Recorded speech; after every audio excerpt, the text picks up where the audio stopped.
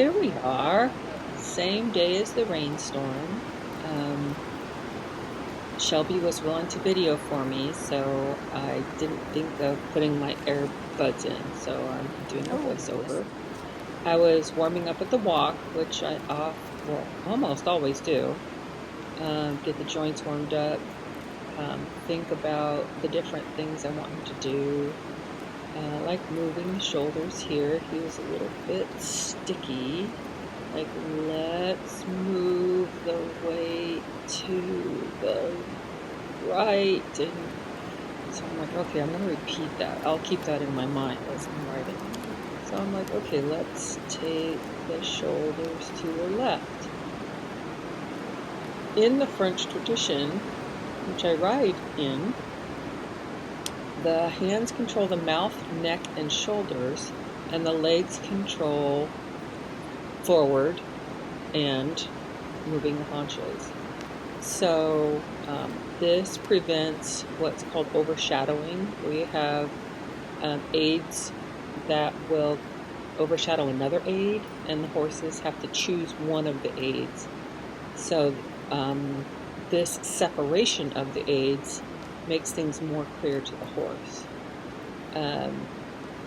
I went ahead and moved his shoulders again. It was better, still needs some clarification.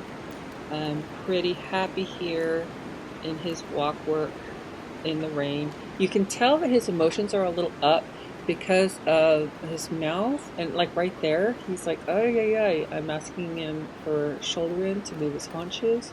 And you can see the little bit of bounce in my reins that I don't have a lot of contact. I'm just saying, not forward, but let's move the haunches. Not forward, let's move the haunches. Moving the haunches is not only having more language to talk through things, it's very healthy to help the horse become strong in more ways than just that front to back movement. And again, I notice, that he's a little bit woof, but he did blow there, so that's good. I'm going to talk a bit about, as I work with him on relaxing at the trot, the difference between healthy and unhealthy postures, because as I reviewed the video, it just offered places to be able to really clearly talk about it. Right here, the neck is reversed. The top muscles along the top line of the neck are contracted, and that works its way into the back a bit. The underlying muscles of his neck are pushing through downward. So instead of having that rainbow arc, it's the opposite way. This affects his entire body, and it is not a healthy posture. A horse can have a high neck, but not a reversed neck. And this is a very good example of a reversed neck. So I ask him, let's stretch forward downward. He often overreacts, comes behind the bit and goes blah, blah, blah. But sometimes he gets it. Let's reach out and down. Here we have a healthy neck posture, which works all the way through the body. The top of the neck is stretched out towards the pole, and the underside is reaching up and over. I think of them looking up and over a fence.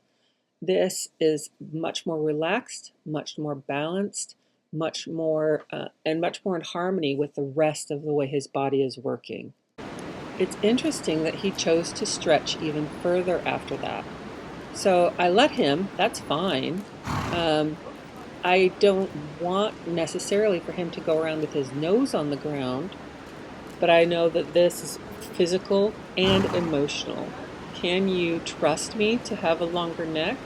And can you organize yourself to maintain it? Here we can see the two postures side by side. On the left is a much more healthy posture with relaxation, forward stretching, reaching of the neck to the pole. On the right, you can see the contracted nature, where the neck is contracted, everything's contracted, the stride is shorter, And one of them is showing emotional stability as well. The other one is showing a horse that's anxious. So it's mind, body, and emotions all together. Here he's still finishing up his break. I tried to give him time to go ahead and relax and think about what we're doing. Because if I don't think that's fair. I don't think it's fair to keep asking him to learn, and not give him time to process. Now, right there, that trot transition is still showing me some anxiety, but I can only take him forward a bit at a time. I can't expect everything all at once. I'm pretty happy with this. He does overreact when I pick up. You can see that I don't have a heavy contact at all, but that's more of an emotional response. Do it quickly, get it done right away, come away from contact, that type of thing there. And that was more patient and more, you want me to go this way? And that's more what I'm looking for. Yeah, nose forward, relax, take it easy. Longer is okay, I don't mind. I just want him to be able to let go, relax, and work easily in a healthy posture, mind, body, and emotions, his entire being. And I love all the blowing. That's what we need, is that letting go. Interestingly, like right there, he's still showing quite a bit of emotion. Teaching him once is not enough. Helping him once is not enough. He needs day after day, time after time, consistent requests with a consistent place where it's like, yes, that's it. A consistent place of relaxation, of peace, of stillness, where he can go, I don't need to be on alert. I don't need to have my head high being on full watch to keep myself safe. I can just cruise along and it can be okay. That is a combination of mind, body, emotions. So there we go. Now his trot is starting to kind of swing through his hips a little bit more. And I am literally taking the weight out of the reins, and he's like, okay, I'll extend my neck. And I'm like, hey, easy. I appreciate it, but easy, easy. It's all about learning to come to the place of calm over and over and over again so that it becomes easier and easier.